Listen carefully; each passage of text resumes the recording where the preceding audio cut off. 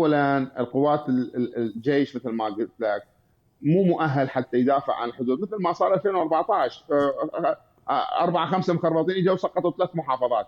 ثانيا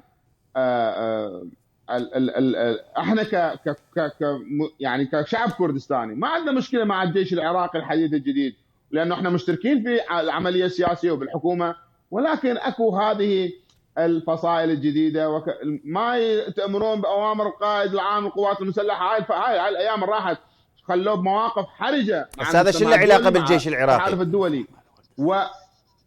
يا الحشد مو جيش عراقي، الحشد مو جيش عراقي. حشد شنو؟ مو محسوب على الجيش العراقي لو شنو؟ الحشد هيئة حشد، اكو جيش مسلحة. عراقي واكو هيئة حشد واكو وزارة داخلية. أوكي. لما انا هسه دا احكي اليوم انا عندي تأسيس الجيش العراقي.